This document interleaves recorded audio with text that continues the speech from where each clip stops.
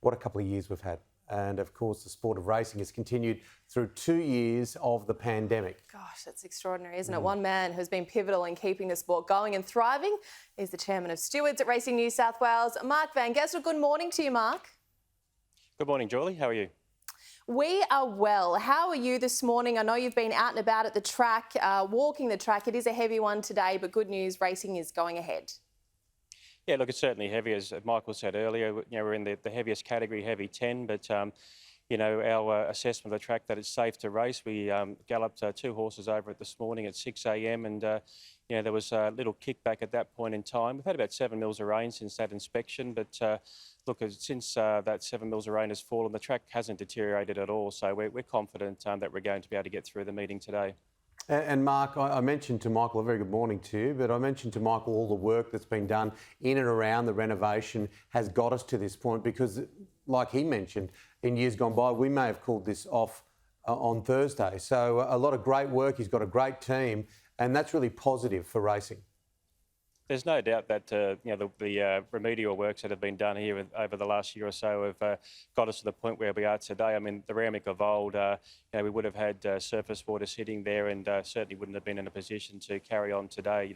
260 mils of rain is almost unprecedented for a race meeting to continue. And look, Michael and his team need all the credit they've been given today because without that work, we certainly wouldn't be here.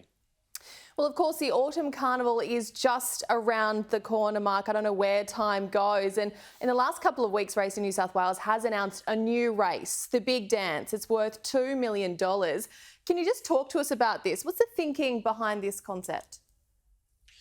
Look, I mean, it's obviously another innovation that Racing New South Wales is looking to take advantage of the spring. I mean, we've got a situation where, as Peter V'landys has often said, that there's free air for the sport to be able to heighten or highlight its attraction to other people within the industry. So for Racing New South Wales to implement another race where participants and stakeholders are able to take advantage of some great prize money and having the race spread around to a number of country cup carnivals, I think that just highlights the participation for not only the metropolitan people but also people based in our regional centres.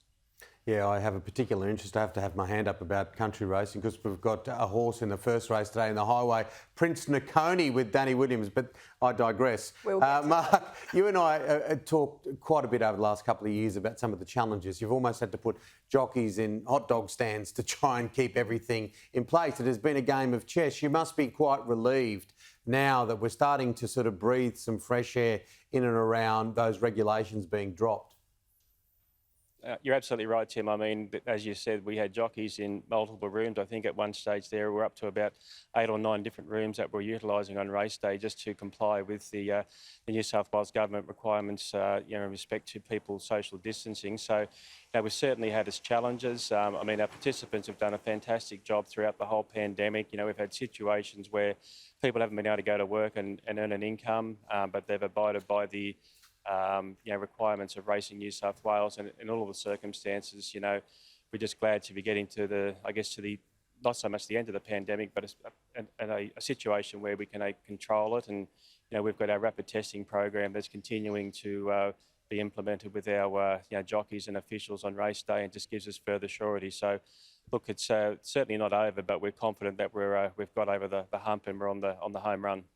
Yeah, there are so many different scenarios that we've seen over the last couple of years, and of course individuals as well. We know the Wizard of the West, Willie Pike, he's now here in New South Wales. How have stewards gone about managing this situation with those that are unvaccinated? And I suppose, what does it mean for other jockeys in a similar predicament moving forward? Because I suppose this is the way of the world now. Look, it is the way of the world, Julie, and Racing New South Wales' position has always been that if the government mandates or makes a requirement for us to comply with, we certainly comply with it. And in New South Wales, there's no requirement for a person to be vaccinated to participate, for instance, in a sport such as horse racing. And we're simply just complying with those requirements of the New South Wales government. So William is fortunate that he's able to take advantage of those orders that are in place here in New South Wales, and he's been a welcome addition to the jockeys room. I think it hasn't taken long for a number of trainers and owners to see his skills, and he's been utilised quite extensively since he's been here. look, our show's appropriately named Racing Dreams because they do come true, and you're in a perfect position to give us your observation of the strength of the industry, because we often talk about how you don't need to be a blue blood or you don't need to be the wealthiest person on the street to get involved in this sport. It can be anyone at any time. It's in good shape, isn't it, Marc?